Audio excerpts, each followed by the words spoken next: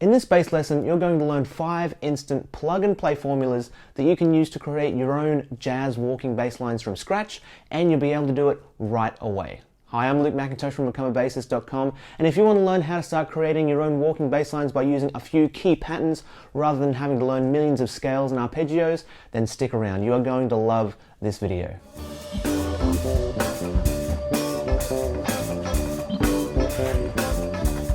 If someone has ever put a jazz chart in front of you and asked you to play a walking bass line over the chords, you'll know it can be harder than it seems. It sounds easy. All you need to do is play 4 notes per bar, 1 on every beat. But actually doing it and sounding like you know what you're doing, well, that's another thing entirely. The kind of conventional wisdom for making your own walking bass lines is that you have to learn tons of scales, modes, confusing arpeggios, all that sort of stuff. Now, if you're serious about making your own walking lines, you should absolutely learn this stuff. The formulas you'll learn in this lesson will get you started, and they'll get you by in a pinch, but if you stop there, you might end up super bored with your bass lines, they'll start to feel stale, and I'm guessing that's not what you want. If you want to jumpstart on all the scales and modes that you can use in a ton of walking lines, check out my ultimate guide to the major modes for bass. In it you'll learn the shapes for all the modes on bass, as well as exactly which scales go with which chords, so you'll always be confident that what you play is going to work. Just click the first link in the description underneath this video and you can get started that way. With that being said, let's dive into these formulas. The first one I want to share with you is very simple. All you need to do is play the root, the third, and the 5th of the chord you're playing, and then we'll repeat the 3rd of the chord on the way back down. That's our formula, 1, 3, 5, 3. Now, if we're going to put this formula into action, we need some kind of chord progression to play it over, right? So let's do a classic progression you'll see all the time in jazz music, a 2-5-1 progression in the key of C. So that'll be D minor 7, G 7, and C major 7. Perfect. So to work this formula, we need to find the 1, 3, and 5 of each of these chords. Now, if you know your major modes, you can figure these out pretty quickly, pretty easily. But just in case you don't know, and to save a bit of time, I'll just give you the shapes right now. So for the D minor 7, obviously the 1 is a D, and we can play that right here, the 5th fret of the A string. The 3rd is going to be this F right here, the 8th fret of the A string, and the 5th is going to be right here on the 7th fret of that D string right there. Yeah, so that's D, F, and A, our 1, 3, and 5 of that D minor 7 chord. You can also play it like this as well. So the D string stays, the D on the A string stays the same, F on the D string, 3rd fret, and A on the G string, 2nd fret. That works great too. This is the shape you can use though. Anytime you see a minor chord, a minor 7, minor 9, minor 11, minor 6, you can use this shape for all of them. Just put the root in the right place and you'll be off to the races. Just plug in that formula. Next, let's do our G7 chord. Our 1 will be a G, and we can play that right here on our E string. Our 3rd will be a B, 2nd fret on the A string right there. And finally, our 5th of the G7 chord will be right here on the 5th fret of the A string. It's a D, the same note that we started on in that first chord. Yeah, does that make sense? 1, 3, 5, G, B, D. And finally, we've got our C major 7 chord. Now the shape of this is exactly the same as our G7 chord, but we're starting on the A string. Yeah, we'll just have this C, 3rd fret on the A string, E, 2nd fret on the D string, and this G, 5th fret on the D string. So once we have these 3 shapes, 1, 3, and 5 of each of the chords, all we have to do now is plug them into this chord progression. I've got a really simple play along here with no bass, so we're going to provide the bass line. All we're going to do is play these shapes with the 1, 3, 5, 3 formula. Yeah, with the play along track, it'll work like this.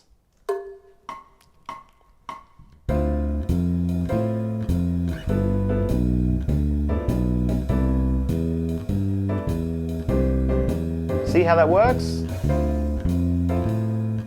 1, 3, 5, 3, 1, 3, 5, 3 of the chords. One more time. 1, 3, 5, 3, 1, 3, 5, 3 of the G7, 1, 3, 5, 3 of the C major 7. Yeah? Super simple, hardly anything to it. Now, if you only ever used one formula, you'd probably get bored out of your mind pretty quickly. So let's go through formula number 2.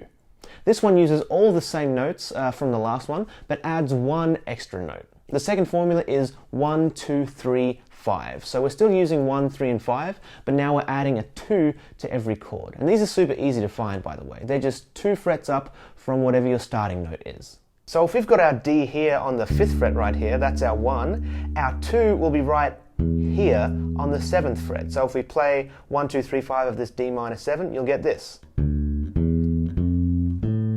1, 2, 3, 5. Just like that. It's kind of a bit more scale-based than the last one, and you could probably argue that it's a bit more melodic as well. Now over our G7 chord, our 1 was right here, the 3rd fret of the E string. That means our 2 will be 2 frets above it. So 1, 2, yeah, it's going to be on that 5th fret right there, that A. That means 1, 2, 3, 5 over our G7 chord will sound like this. Yeah? And over our C major 7 chord, we'll have the exact same shape, just starting on the C, 3rd fret on the A string right there.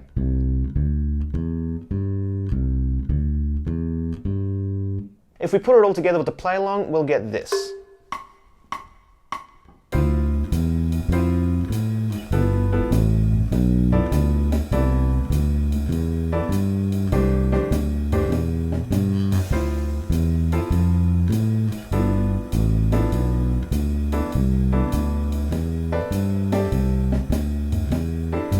Yeah, pretty cool, right? Another little formula we can chuck in straight away. So far, these formulas work. They're very, very functional, but they can sound a little bit dull, a little bit boring, right? So in the next formula, formula number 3, I want to show you a way of introducing some chromatic notes, notes that are outside of the chords and even outside of the key. And the best part, they sound super authentic because they get used all the time. Formulas number 3 and 4, they're kind of related. They're a bit of a kind of combination noodle. Yeah, so again, we're going to use the 1, 3, and 5 as the first 3 notes, just like in our first formula. But on the 4th beat, you're going to play what's called a chromatic approach tone. Now, don't worry about the jargon. This is just a fancy way of saying a note that's only 1 fret away from your target note. And we can have either be 1 fret above the target note or 1 fret below. Let's start with 1 fret above. This will be our formula number 3.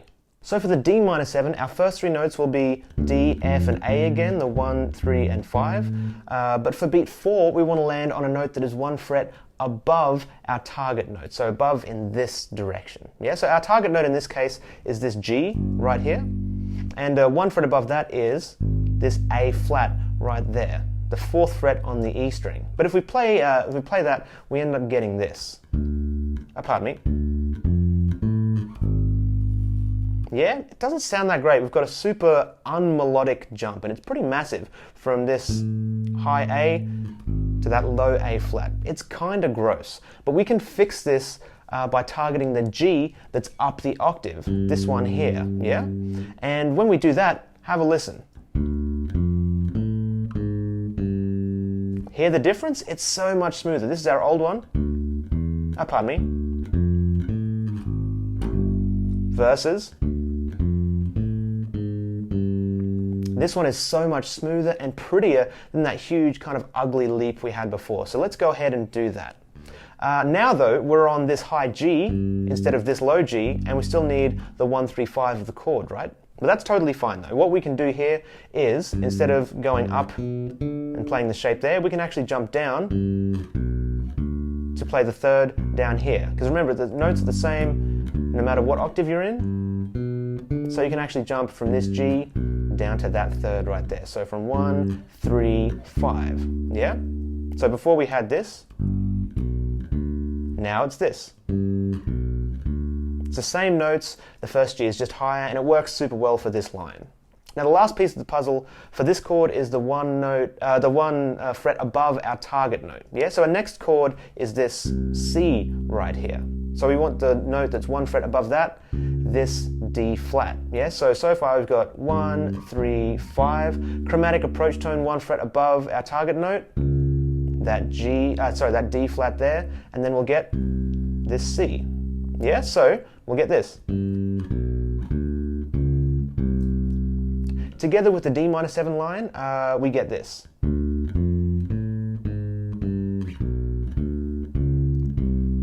Now for our last chord, we have 2 bars of it, right? That means in our first bar of C major 7, we'll be targeting that C again for that 2nd bar. So our 1, 3, 5 will be C, E, G, just like our first formula. But because our next bar also starts on a C, our chromatic approach tone will be that same D flat again. So we'll get this. Yeah? Now our second bar of C major 7 will still have that same 1, 3, 5. 1, 3, 5 will be the same, but because we'll be looping back to the D minor chord, our last note of that bar will be 1 fret above this D. In this case, it'll be E flat. Yeah, so our second bar of C will sound like this. And then resolve to that D there. The whole thing, with the track, it's going to sound like this.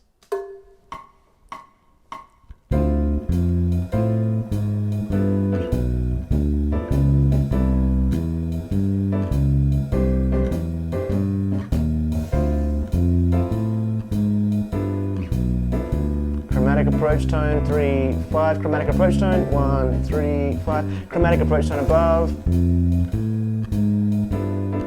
Too easy. Notice how we're getting notes outside of the key now. They're way more colourful and add an entirely new sound that we just haven't heard yet. You can also do the exact same thing, but approaching your target notes from a fret below. This will be our fourth formula. Remember how I said they're very closely related? And that'll sound something like this.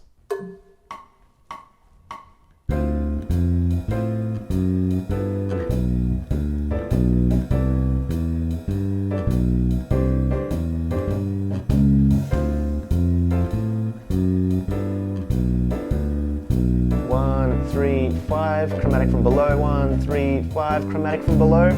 Yeah, it's the same kind of idea, just executed slightly differently. So for our final formula, we're going to go and get a little bit fancy. We'll start on the 1 again for each chord, just like we've been doing. However, for the next 3 notes in the bar, we're going to approach the next root note chromatically from a minor third below. Now again, don't worry, it's not nearly as complicated as it sounds. We'll start on this D like we've been doing this whole time. The note we want to land on in the next bar is this G, right? So what we'll do is go 3 frets below that G and play all of the notes until we land on that G, which is our target note, yeah? Now, why 3 frets? It's because we've already played the first beat of the bar, our D, so we want to have 3 more beats to fill. So 3 frets below this G, here is this note, 1, 2, 3, so it's going to be an open E string. So if we go up playing every note from there, we'll get this.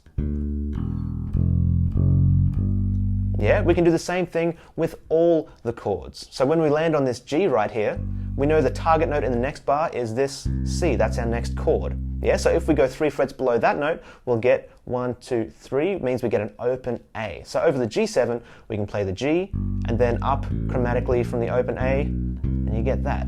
Yeah, so far I've got this.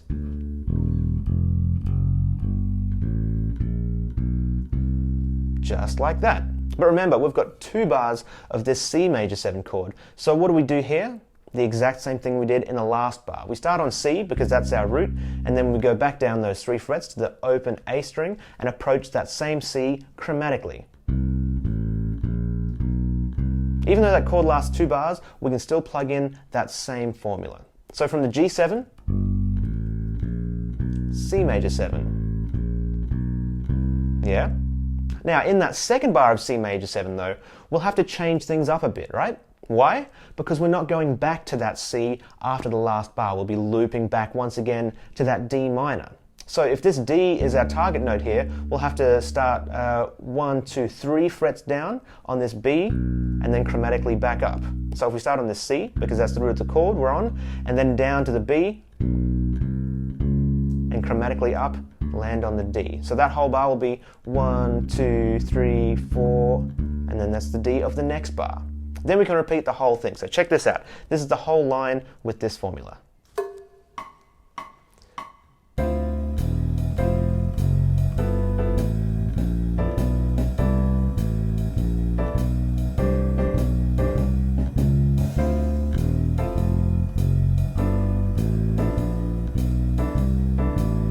Yeah? Chromatically up to the D, chromatically up to the G, chromatically up to the C, yep, then back down to the open A up to the C, now we're going to the D minor 7, there it is there. Just like that. Can you hear how now we're getting a ton of outside notes that are outside the key, but the line still sounds super smooth and super authentic? In fact, if you listen to tons of kind of classic jazz recordings, you'll hear bass players do these sort of lines all the time. They work so freaking well. Finally, please remember that you don't have to just stick to one formula the whole time. You can mix and match even between different bars. You might try a 1-3-5-3 going to a 1-2-3-5, a chromatic approach tone, and then approaching from a minor third below. If you did that, it'd sound something like this. So 1-3-5-3, 1-2-3-5, chromatic approach tone from above, and then approaching from a minor third below. Let's go again.